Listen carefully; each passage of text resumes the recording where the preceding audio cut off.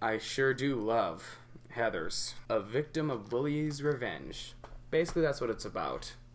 I haven't seen Blade in a couple years. I will actually. When I first saw Blade, I thought this guy was the male version of Buffy the Vampire Slayer, and this movie came out just at the peak of Buffy craze. The Doors, live in Europe, 1968. The late 1960s, the hippie culture was a real different time for music, in those days. I mean, Woodstock was just a year away. No, seriously, if I could go back in time, I'd go to every big musical event besides Live Aid. I'd also go to Woodstock 1969, see everybody live. Jimi Hendrix, Joe Cocker, everybody. But the Doors, definitely from that era, I would see live anytime. Jim Morrison, yes, he has had his share of controversy, but Jim was a very intelligent man, okay?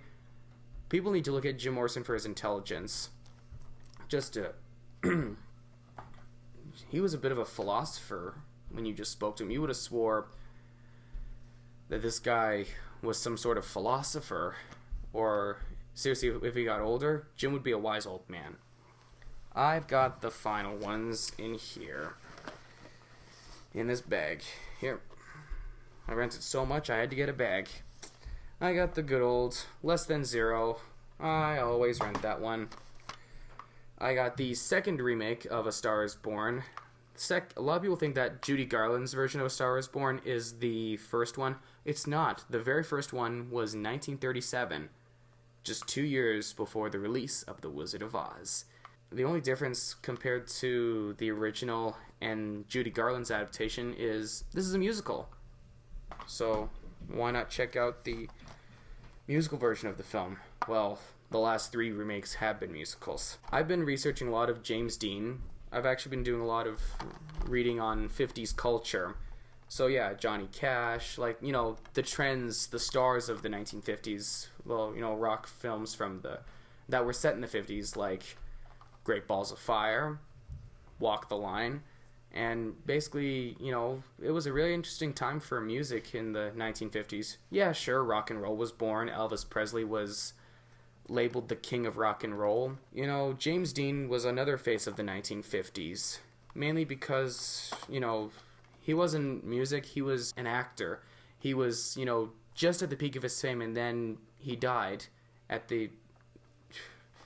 such a young age. He was only 24 years old in a car crash.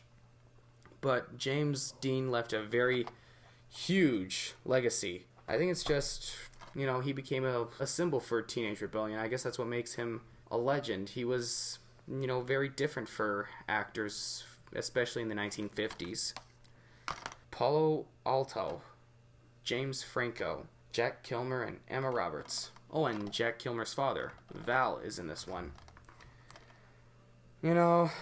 I'm not a huge Val Kilmer fan, I will be honest. His son, though, I actually kind of prefer to watch more than his father. I guess because I just know about his father. I just know about Val Kilmer's off-stage, off-camera behavior and what a difficult guy he is, Some people say he's easygoing, some people say he's very difficult to work with. Plus I'd also like to see what Val Kilmer's last film was like before he lost his voice due to cancer. And we conclude with Rockstar. Seriously, if you want to watch a movie that's, motivational, gets you in the rock and roll mood, Rockstar. That's your choice of film. That's it. It's been a very lengthy haul. I guess that's what happens when you do so many rentals. Next up, CDs.